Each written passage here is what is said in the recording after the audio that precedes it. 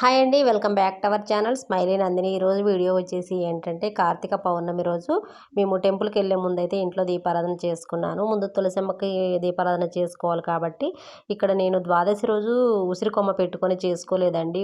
ఎప్పుడైనా ద్వాదశి రోజున తులసి బృందావనంలో ఉసిరికొమ్మ పెట్టుకొని అయితే పూజ చేసుకుంటాను.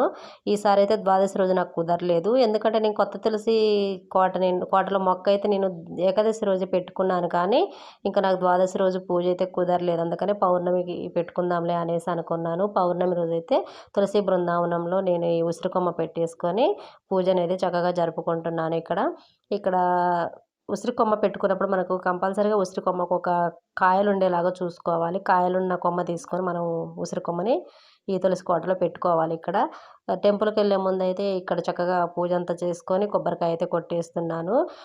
ఇక్కడ నేనైతే చాలా ఇష్టంగా తెచ్చుకున్న తులసి కోట అయితే పెట్టుకున్నానండి. విశేషంగా పూజ అనేది జరుపుకుంటున్నాను పౌర్ణమి రోజు. చూసారు కదండి ఎంత ఇక్కడ తులసమ్మ చుట్టూ కూడా నేను ముగ్గులు అనేది చేత్తో వేయలేదు. స్టెన్సిల్స్ తీసుకున్నాను ఆన్లైన్లో. చిన్న సైజు స్టెన్సిల్స్ ఉన్నాయి, పెద్ద సైజు కూడా ఉన్నాయి.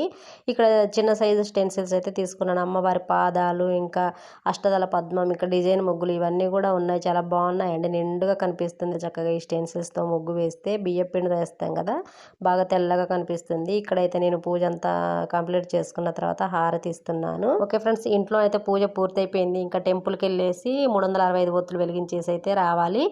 మా ఊరు శివాలయంకే వెళ్తున్నామండి. మా ఊర్లో శివాలయం చాలా 3 ఇయర్స్ నుంచి అయితే కార్తీక పౌర్ణమి రోజు కంపల్సరీగా వీడియో పెడుతున్నాను. ఓల్డ్ వీడియోలో ఉంటుంది, ఎవరైనా చూడని వాళ్ళు ఎవరైనా ఉంటే చూడండి. ఓకే ఫ్రెండ్స్, ఈ వీడియో మీ అందరికీ నచ్చిందని అనుకుంటున్నాను. Bye friends.